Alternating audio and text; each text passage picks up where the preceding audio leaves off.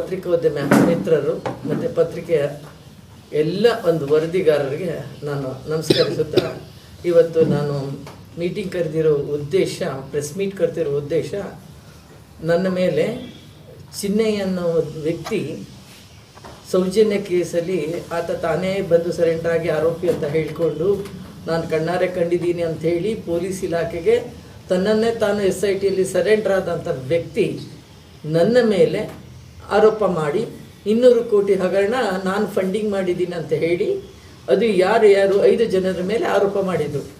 ಮೊದಲನೇದಾಗಿ ಮಹೇಶಣ್ಣ, ಗಿರೀಶ್ ಮಟ್ಟಣ್ಣನವರ್, ಮತ್ತು ಜಯಂತ್ ಟಿ ಹಾಗೂ ವಿಠಲ್ ಗೌಡ, ದನ್ನ ಪ್ರಕಾಶ್ ರೈ, ರಮಾ ನಾಗರಾಜ್.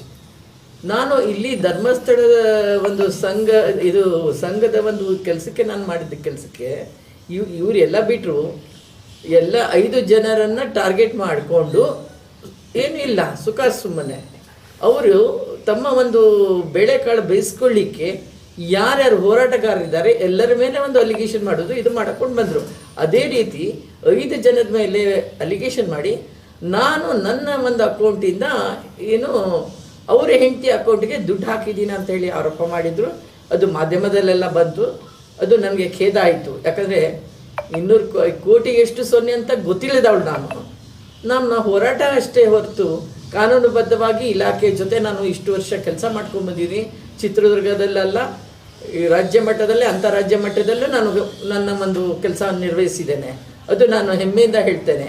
ಆದರೆ ಎಲ್ಲೇ ಆದ್ರೂ ನಾವು ಇಂಥಕ್ಕೆ ಧರ್ಮಸ್ಥಳಕ್ಕೆ ಅಪಪ್ರಚಾರ ಬರುತ್ತೆ ಅಂದರೆ, ಧರ್ಮಸ್ಥಳ ಅದು ಊರು ಸ್ವಾಮಿ, ಅದು ಧರ್ಮಸ್ಥಳ ಕ್ಷೇತ್ರದ ಬಗ್ಗೆ ಯಾರು ಮಾತಾಡೋ ಹಕ್ಕಿಲ್ಲ, ಅವ್ರಿಗೂ ಇಲ್ಲ, ನನಗೂ ಇಲ್ಲ, ಮತ್ತೊಬ್ರಿಗೂ ಇಲ್ಲ. ನಾವು ಅದ್ರ ಬಗ್ಗೆ ನಾವು ಯಾರೂ ಮಾತಾಡ್ತಾ ಇಲ್ಲ. ಅದನ್ನು ಎಲ್ಲರೂ ಅರ್ಥ ಮಾಡ್ಕೊಳ್ಬೇಕು. ಅದು ನಾವು ಧರ್ಮಸ್ಥಳ, ಅದು ನೇಮ್ ಆಫ್ ದ ಪ್ಲೇಸ್ ಅಷ್ಟೇ. ಆ ನೇಮ್ ಆಫ್ ದ ಪ್ಲೇಸ್ನ ನಾನು ಚಿತ್ರದುರ್ಗ ಅಂದೆ ನಾನು ಬೇರೆ ಊರು ಅನ್ನೋಕ್ಕಾಗುತ್ತಾ? ಇಲ್ಲ. ಸೊ ಹಾಗೆ ನಾವು ಧರ್ಮಸ್ಥಳನ, ಅದು ಒಂದು ಊರು ಅಷ್ಟೇ, ಅದು ಬಿಟ್ಟು ಬೇರೆ ಏನಿಲ್ಲ. ಅದನ್ನು ಇವರು ವೈಭೀಕರಿಸಿ ಅದನ್ನು ಕ್ಷೇತ್ರಕ್ಕೆ ಅಗೌರವ ತೋರಿಸ್ತಾರೆ ಅಂತ ಹೇಳಿ ಅದಕ್ಕೆ ನಾನು ಫಂಡಿಂಗ್ ಕೊಡ್ತಿದ್ದೀನಿ 200 ಕೋಟಿ ಅಂತ ಹೇಳ್ತಾರೆ. ನನಗೆ ಸ್ವಾಮಿ, ನನಗೆ 200 ಕೋಟಿ ಅಲ್ಲ, ಕೋಟಿಗೆ ಎಷ್ಟು ಸೊನ್ನೆ ಅನ್ನೋದೇ ಗೊತ್ತಿಲ್ಲ. ಅಂಥದ್ರಲ್ಲಿ ನನ್ನ ATM ಕಾರ್ಡಿಂದ ದುಡ್ಡು ಹೋಗಿದೆ ಅಂತ ಹೇಳಿ ಅವ್ರ ಹೆಂಡತಿಗೆ ನಾನು ಹಾಕಿದ್ದೀನಿ ಅಂತ ಚಿನ್ನಯ್ಯ ಆರೋಪ ಮಾಡ್ತಾರೆ. ಆರೋಪ ಮಾಡೋದಿರಲಿ, ನಾನು ಕೋರ್ಟಲ್ಲಿ ಅದನ್ನು ಸಾಬೀತುಪಡಿಸ್ತೀನಿ ಅಂತ ಹೇಳಿದವರು. ಅವರು ಇದಕ್ಕೆ ನಾನು ನಿಮಗೆ ಪ್ರತಿಕ್ರಿಯೆ ಕೊಟ್ಟಿದ್ದೆ. ಯಾಕಂದರೆ ಇದು ಸುಳ್ಳು ಆರೋಪ, ನಾನೇನು ಮಾಡಿಲ್ಲ, ನಾನು ಯಾರಿಗೂ ಹೆದರೋ ಅವಶ್ಯಕತೆ ಇಲ್ಲ. ನಾನು ಸರಿ ಇದ್ದಾಗ ನಾನು ಇನ್ನೊಬ್ರಿಗೆ ಹೆದರೋ ಅವಶ್ಯಕತೆ ಇಲ್ಲ. ಆಮೇಲೆ ಇದು ಆಗ್ಲಿಕ್ಕೆ ಇನ್ನೂ ಒಂದು ಮುಖ್ಯ ಕಾರಣ ಏನಂದರೆ, SKRDP ಇದು ನಾನು ನಿರಂತರವಾಗಿ ಹೋರಾಟ ಮಾಡ್ತಾ ಇದ್ದೀನಿ. ಅದು ಯಾಕೆ ಅಂದರೆ, ಅದು ಅವರು against the RBI rules and regulations they are going. ಆಮೇಲೆ ನಮ್ಮ ಹೆಣ್ಣುಮಕ್ಕಳನ್ನ ಬೀದಿಗೆ ತಂದು ಗ್ರಾಮಾಭಿವೃದ್ಧಿ ಸಂಘ ಅಂತ ಹೇಳಿ ಮಾಡಿ, ಆ ಗ್ರಾಮಾಭಿವೃದ್ಧಿ ಸಂಘದಿಂದ ನಮ್ಮ ಹೆಣ್ಣುಮಕ್ಕಳು ಬೀದಿಗೆ ಬಂದಿದ್ದಾರೆ. ಇಲ್ಲಿ ಬಿಟ್ಟು ಸಿಟಿಲಲ್ಲ, ಹಳ್ಳಿಗಳಲ್ಲಿ ರಿಮೋಟ್ ಏರಿಯಾದಲ್ಲಿ ಎಷ್ಟು ಮಾನ ಇಚ್ಛೆ ಮಾತಾಡಿ ಅವ್ರಿಗೆ ತೇಜೋವಧೆ ಮಾಡಿ ಅವ್ರಿಗೆ ಅಗೌರವವಾಗಿ ನಡ್ಕೊಳ್ಳುವಂಥ ಈ SKRDP ಆಫೀಸರ್ಸ್ ಏನಂತ ತಮ್ಮ ಮಾಡ್ಕೊಂಡಿದ್ದಾರೆ, ಅವ್ರುಗಳು ಮಾಡಿ ನಮ್ಮ ಹೆಣ್ಮಕ್ಳು ಇವತ್ತು ಬೀದಿಗೆ ಬಂದು they are going for the ಪ್ರಾಸ್ಟಿಟ್ಯೂಷನ್ಗೆ ಹೋಗ್ತಿದ್ದಾರೆ. ಅದು ಒಂದು ನಮಗೆ ಕಳವಳ.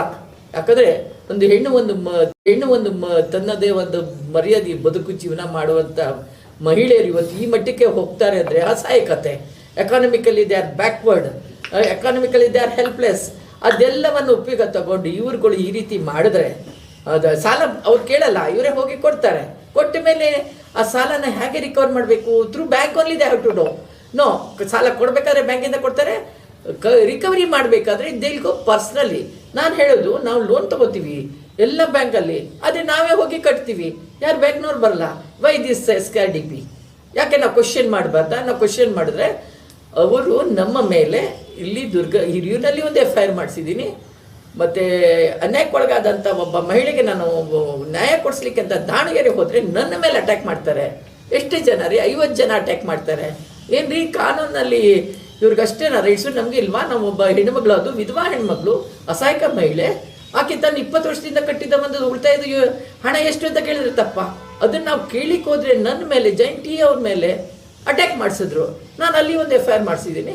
ಅದನ್ನು ಮೊನ್ನೆ ಏನು ಮಾಡ್ತಾರೆ, 1.5 ತಿಂಗಳ ಹಿಂದೆ ಅದನ್ನು B ರಿಪೋರ್ಟ್ ಹಾಕ್ತಾರೆ ಸರ್ಕಲ್ ಇನ್ಸ್ಪೆಕ್ಟ್ರು.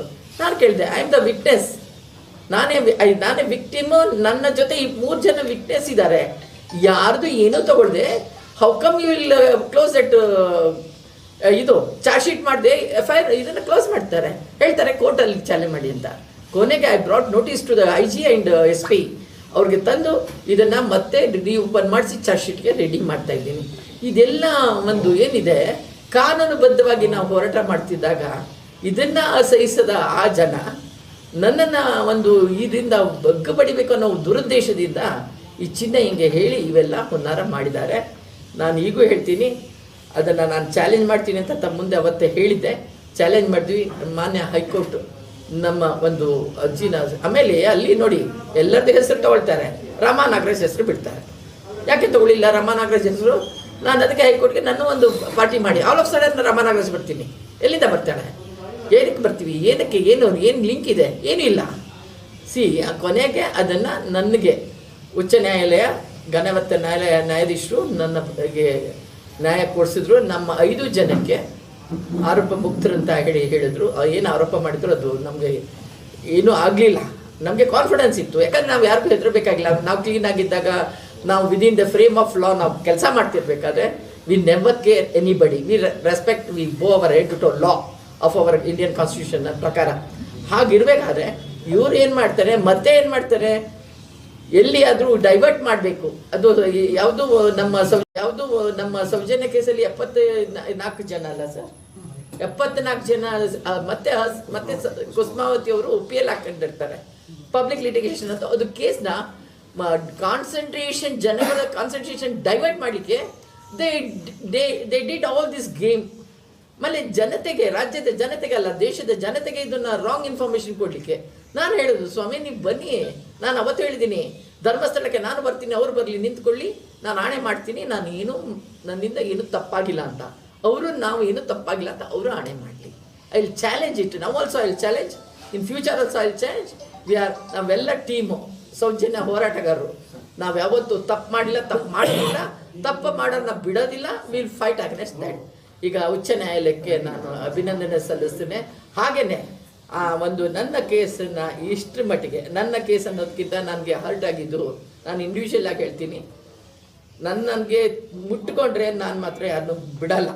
ಅಂದರೆ ನನ್ನ ವಿಷಯಕ್ಕೆ ಬಂದ್ರಲ್ಲ, ನಾನೊಬ್ಬ ನ್ಯಾಯಾಧೀಶರ ಮಗಳು, ನಮ್ಮ ಮೈಯಲ್ಲಿ ಎಲ್ಲರ ರಕ್ತ ಹರಿತಿದೆ ಅಂದರೆ ನಂದು ಜುಡಿಷಿಯಲ್ ಬ್ಲಡ್ ಹರಿತಿದೆ. I will say with proud. ಯಾಕಂದರೆ ನಮಗೆ ನ್ಯಾಯ ಬಿಟ್ಟರೆ ನಮಗೆ ಏನು ಕಲಿಸಿಲ್ಲ ನಮ್ಮ ತಂದೆಯವರು, ನಮಗೆ ಸಂಸ್ಕಾರ, ನನ್ನ ಗಂಡನ ಮನೆಯವರು ನಮಗೆ ಅದು ಕಲಿಸಿಲ್ಲ. ಅದು ಈಗ ಆಲ್ ಆಫ್ ಸಡನ್ ಹಿಂಗೆ ಹೇಳಿಬಿಟ್ರಲ್ಲ, ಎಷ್ಟು ಬೇಜಾರಾಗತ್ತೆ. ಒಂದು ಹೆಣ್ಣು, ಒಂದು ಹೋರಾಟ ಮಾಡುವಂಥ ಹೆಣ್ಣು ಹಿಂದಕ್ಕೆ ಸರಿಬೇಕು ಅಂತ. ಸ್ವಾಮಿ ನೀವು ಏನೇ ಮಾಡಿದ್ರು, ಹೆಣ್ಣು ಮಕ್ಕಳು ಹೋರಾಟಕ್ಕೆ ಇಳಿದ್ರು ಅಂದರೆ ಅವ್ರ ಮೈಂಡ್ ಸೆಟ್ ಇತ್ತು ಅಂದರೆ, ಹಾನೆಸ್ಟ್ ಆಗಿದೆ ಅಂದರೆ, ವಿಲ್ ಫೈಟ್ ಇಲ್ಲ ಒಂದು ಡೆತ್. ನಮ್ಮ ಡೆತ್ ಆದರೂ ಸರಿಯಾಗಿಲ್ಲ, will fight for the justice and especially for Soujanya ಜಸ್ಟಿಸ್ಗೆ ನಾವು ಹೋರಾಟ ಮಾಡ್ತೀವಿ.